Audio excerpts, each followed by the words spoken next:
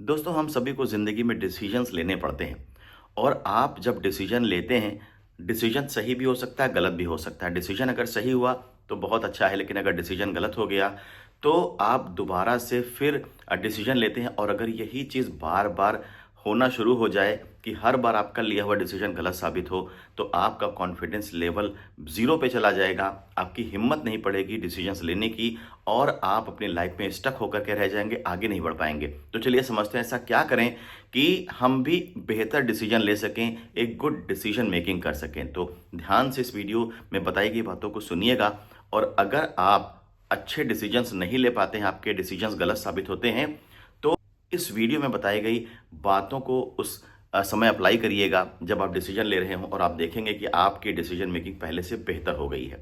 तो चलिए पहली बात मैं आपसे डिस्कस करता हूं, एक गुड डिसीजन मेकिंग के लिए क्या ज़रूरी है। तो ऑब्जेक्ट का क्लियर होना बेहद ज़रूरी है। आप क्या हासिल करना चाहते हैं, जो डिसीजन आप लेने वाले हैं वो डिसीजन ले करके।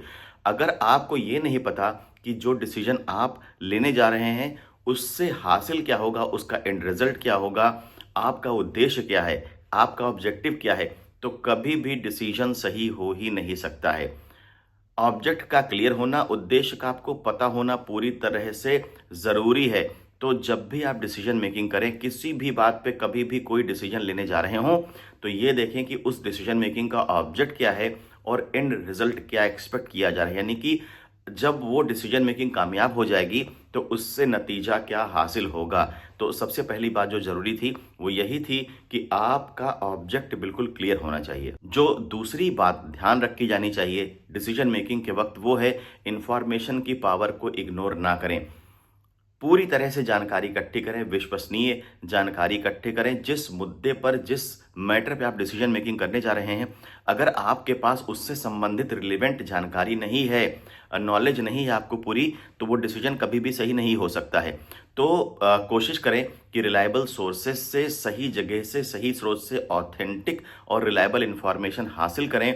जो भी इंफॉर्मेशन उस डिसीजन मेकिंग के लिए ज़रूरी हो सकती है, वो सारी इंफॉर्मेशन आपके पास होनी चाहिए डिसीजन मेकिंग के वक्त। जो तीसरी बात आपको अपनी डिसीजन मेकिंग के वक्त ध्यान रखनी वो है कि जब आप डिसीजन ले रहे हो और किसी एक ऑब्जेक्टिव की पूर्ति के लिए किसी एक उद्देश्य तक पहुंचना चाहते हो, कोई एक रिजल्ट लाना चाहते हो, तो आप ये देखें कि उस समय ऑप्शंस क्या-क्या हैं। अवेलेबल ऑप्शंस पे ज़रूर ध्यान दें, क्योंकि होता क्या है कि हम एक डिसीजन लेना चाहते हैं और एक एंड रिजल्ट तक पहुंचना चाहते हैं, लेकिन ज़रूरी नहीं है कि वो एंड रिजल्ट जो हम लेने वाले हैं उसकी अपॉर्चुनिटी कॉस्ट अब बाकी सारे ऑप्शंस के मुकाबले कम हो।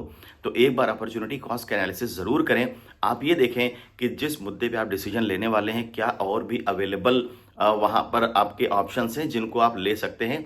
यानी कि अगर आपको डिसीजन लेना है तो जो एंड रिजल्ट आने वाले हैं, क्या 2 से 3 ऑप्शंस आपके पास हैं। अगर ऑप्शंस हैं तो आप ये देखेंगे कि बेटर ऑप्शन कौन सा है इसमें, यानी कि किस एंड रिजल्ट की तरफ बढ़ा जाए तो आपको ज़्यादा से ज़्यादा फायदा होगा, या जो ऑब्जेक्टिव आप लेके चल रहे हैं, जो ब्रॉड ऑब्जेक्टिव आपका है, वो ऑब्जेक्टिव पूरा होगा, उसमें मैक्सिमम बेनिफिट आपको मिलेगा। तो हमेशा जो ऑप्शंस अवेलेबल हैं उनका ध्यान रखें और डिसीजन मेकिंग के वक्त अपॉर्चुनिटी कॉस्ट की एनालिसिस ज़रूर करें। जब भी आप कोई डिसीजन ले रहे होते हैं तो हर डिसीजन में एक इनहेरेंट रिस्क इन्वॉल्व होता है, एक अनसर्टेनिटी इन्वॉल्व होती है। ज़रूरी नहीं है कि जो डिसीजन आप लेने जा रहे हैं वो डिसीजन सही ही हो या जैसा एंड रिजल्ट आपने सोच रखा है वैसा ही एंड रिजल्ट आए। तो रिस्क और अनसर्टेनिटी, इसका एनालिसिस करना बेहद ज़रूरी है। ये सबसे इम्पॉर्टेंट एस्पेक्ट है जो डिसीजन मेकिंग के वक्त इग्नोर कर दिया जाता है, छोड़ दिया जाता है। और अगर इस पक्ष का ध्यान रखा जाए तो डिसीजन मेकिंग वाकई बेहतर हो सकती है, बहुत अच्छी हो सकती है। तो जो इनहेरेंट रिस्क हैं उनकी एक लिस्ट बना लीजिए। जो अनसर्टेनिटी है, पूरा होगा नहीं पूरा होगा, तो जब आपने डिसीजन लिया अगर वो डिसीजन पूरा नहीं होता, उसका ऑब्जेक्टिव नहीं निकल के आता, वो उद्देश्य की पूर्ति नहीं होती है, तो क्या सिनेरियो बनेगा और उससे आप कैसे डील करेंगे, ये बात आपको एडवांस में यानी कि पहले ही पता होनी चाहिए। तो जितने रिस्क फैक्टर्स हैं, जो रिस्क इनहेरेंट है डिसीजन मेकिंग में, उसको एनालिसिस ज़रूर करिए। और जो अनसर्टेनिटी है कि अगर नहीं हुआ तो आप क्या करेंगे, तो आपके पास हमेशा प्लान बी होना चाहिए, दूसरे ऑप्शंस अवेलेबल होने चाहिए। और जो आखिरी बात मैं आपसे शेयर करूंगा वो ये है कि डिसीजन मेकिंग के वक्त अपने मोरल, अपने वैल्यूज़ का ध्यान ज़रूर रखें, क्योंकि अगर आप कोई ऐसा डिसीजन लेने वाले हैं जो आपके मोरल से, आपके वैल्यूज़ से सपोर्ट नहीं करते, उससे इत्तेफाक नहीं रखते, तो वो डिसीजन मेकिंग का कोई फ़ायदा नहीं होने वाला और आपको जा कर के उस पर अच्छा नहीं लगेगा, एक गिल्ट फील होगा आपको। तो आपको इन 5 बातों का ध्यान रखना है अपनी डिसीजन मेकिंग करते समय, और अगर आप इन 5 बातों का ध्यान रखते हैं डिसीजन लेते समय, तो यकीन जानिए आपकी डिसीजन मेकिंग बहुत इम्प्रूव हो चुकी रहेगी। Thank you so much for watching this video. मिलते हैं किसी नेक्स्ट वीडियो में किसी और शानदार कॉन्सेप्ट के साथ। तब तक के लिए मेरे वीडियोज़ को ब्राउज़ करें, देखें और मुझे सजेशन दें कि मुझे और किस टॉपिक पे वीडियो बनाना चाहिए जो आपके काम की हो। और अगर आपको मेरा कंटेंट अच्छा लगता है तो आप मेरे चैनल को सब्सक्राइब ज़रूर करिए, जिससे जब भी मैं कोई वीडियो पोस्ट करूं तो उसकी नोटिफिकेशन आपको मिले और आप उस वीडियो को देख पाएँ। तो दोस्तों चलिए फिर मिलते हैं किसी नेक्स्ट वीडियो में। Thank you so much.